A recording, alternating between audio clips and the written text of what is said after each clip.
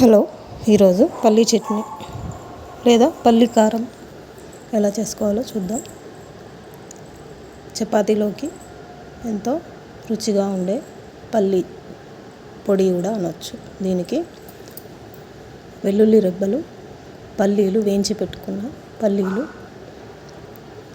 Grinder గిన్నెలో వేసి 1 spoon కారం వేసుకోవాలి. కారం ఎక్కువగా తినేవాళ్ళు ఇంకా కొంచెం కూడా యాడ్ చేసుకోవచ్చు. 1 స్పూన్ సాల్ట్,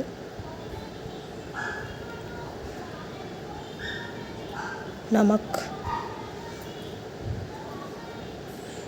జీలకర్ర, జీరా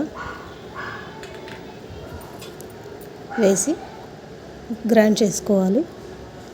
ఈ విధంగా బరకగా గ్రైండ్ చేసుకోవాలి. మరీ మెత్తగా కాకుండా బరకగా గ్రైండ్ చేసుకోవాలి.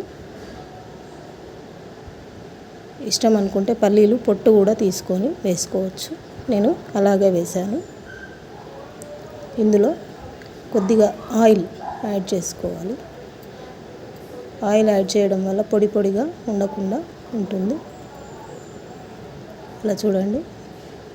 దీన్ని 1 స్పూన్తో మొత్తం కలుపుకోవాలి.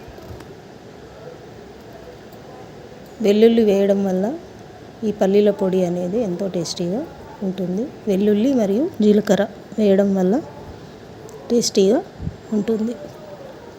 చపాతీలోకి, రోటీలోకి ఎంతో టేస్టీగా ఉంటుంది. మీరు ట్రై చేయండి.